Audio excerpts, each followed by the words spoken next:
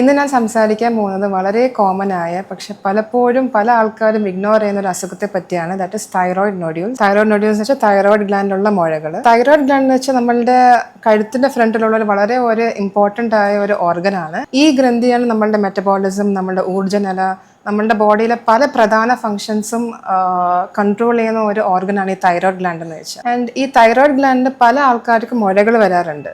And ഈ മുഴകളിൽ it's very common. And ഈ മുഴകളിൽ ഒരു 90-95% മുഴകളും നോൺ ക്യാൻസറസ്, അതായത് ബിനൈൻ ക്യാൻസർ അല്ലാത്ത നോഡ്യൂൾസ് ആണ്. ആൻഡ് ഇതിപ്പോൾ ക്യാൻസർ അല്ലാത്ത നോഡ്യൂൾസ് ആണെങ്കിൽ കൂടിയും ഈ നോഡ്യൂൾസ് പല പ്രശ്നങ്ങൾ ഉണ്ടാക്കാറുണ്ട്. ആൻഡ് അതിൽ ഏറ്റവും കോമൺ ആയിട്ട് നമുക്ക് വരുന്നതെന്ന് വെച്ചാൽ തൈറോയിഡ് കഴുത്തിലൊരു swelling. And it's very common in females, young females neck swelling ആയിട്ടാണ് മെയിൻലി വരാറുള്ളത്. രണ്ടാമത്തേന്ന് വെച്ചാൽ സ്വോളിങ്, നമുക്ക് വിഴുങ്ങാനുള്ള ബുദ്ധിമുട്ട്, പിന്നെ ശ്വസിക്കാനുള്ള ബുദ്ധിമുട്ട്. ചില പേഷ്യൻസിന് വോയിസിൽ എന്തെങ്കിലും വ്യത്യാസം വന്നിരിക്കാം. ചില പേഷ്യൻസിന് കഴുത്തിൽ ആകെക്കൂടെ ഒരു ഭാരം തോന്നാറുണ്ട്. സോ ഈ നോഡ്യൂൾസ് കാരണം ഉണ്ടാകുന്ന ബുദ്ധിമുട്ടുകളൊക്കെ പണ്ട് ട്രീറ്റ് ചെയ്യുന്നത് സർജറി വെച്ചിട്ടാണ്. പണ്ട് സർജറി എന്ന് വെച്ചാൽ തൈറോയിഡെക്ടമിയാണ് ആ സർജറി എന്ന് പറയുന്നത്. അതിലെന്താ ചെയ്യുന്നത് വെച്ചാൽ തൈറോയിഡ് ഗ്ലാൻഡ് നമ്മൾ റൈറ്റ് ആൻഡ് ലെഫ്റ്റ് ആൻഡ് ഒരു മിഡിൽ ഇസ്തമസ് എന്നൊരു ഭാഗമുണ്ട്. അപ്പോൾ ഏത് ഭാഗത്താണ് നോഡ്യൂൾസ് ഉണ്ട് അവരെന്ത് ചെയ്യും, ആ ഭാഗം അവർ തൈറോയിഡ് സർജറി ചെയ്ത് റിമൂവ് ചെയ്യും, അല്ലെങ്കിൽ അവർ ഫുൾ തൈറോയിഡ് ഗ്ലാൻഡ് റിമൂവ് ചെയ്യും. സോ ഈ സർജറി എന്ന് പറയുന്നത് ഒരു മേജർ സർജറിയാണ്. സോ നൗ ഇപ്പോൾ സർജറിയുടെ ആവശ്യമില്ല. ഇപ്പോഴത്തെ ഒരു പുതിയ അഡ്വാൻസ്മെന്റ് ഇൻ മോഡേൺ മെഡിസിൻ ആണ് തൈറോയിഡ് അബിലേഷൻ എന്ന് വെച്ചാൽ. ഈ തൈറോയിഡ് നോഡ്യൂൾ അബിലേഷൻ എന്ന് പറയുമ്പോൾ ഒരു ഹീറ്റ് ബേസ്ഡ് തെറാപ്പിയാണ്. നമ്മൾ എന്താ ഒരു pinhole scarless treatment, minimally invasive treatment. അതായത് ഈ ഒരു നീഡിലല്ലേ, ഈ ഒരു ചെറിയ നീഡിൽ, ഈ നീഡിൽ നമ്മൾ അൾട്രാസൗണ്ട് ഗൈഡൻസിൽ കറക്റ്റ് നമ്മുടെ മുഴയുടെ ഉള്ളിലോട്ട് നമ്മൾ പ്ലേസ് ചെയ്യും.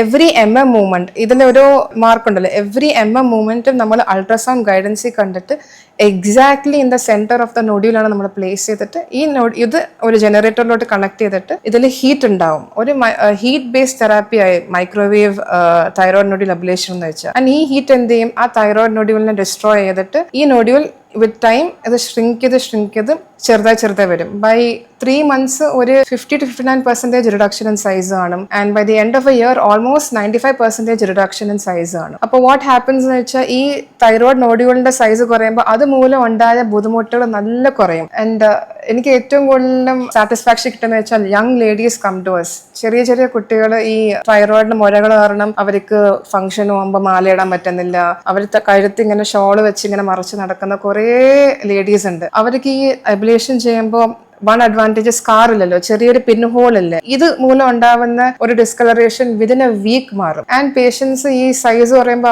അവരുടെ കോൺഫിഡൻസ് കൂടെ ചെയ്യുന്നത്. അവർ ഓരോ ഫംഗ്ഷൻസിനും ഇത്രയും കാലം മാല ഒന്നും ഇടാണ്ട് പറിച്ചു നടന്ന പേഷ്യൻസ് ഹാപ്പി ആയിട്ടാണ് ഓരോ ഫംഗ്ഷൻസിനും മാലയൊക്കെ ഇട്ട് കഴുത്തൊക്കെ എക്സ്പോസ് ചെയ്ത് നടക്കുക. So that is one of the best advantage of thyroid nodule ablation. പിന്നെ അതുമൂലം ഉണ്ടാവുന്ന breathing difficulty, swallowing difficulty, voice changes ഒക്കെ ഈ നോഡ്യൂളിന്റെ സൈസ് കുറയുമ്പോൾ ആ ബുദ്ധിമുട്ടുകളൊക്കെ അതേ കണക്ക് കുറയാറുണ്ട്. And this is a needle that we use for thyroid microwave nodule ablation. Procedure എന്ന് പറയുമ്പോൾ it's a day care procedure. ഇതിന് അഡ്മിഷന്റെ ആവശ്യമില്ല.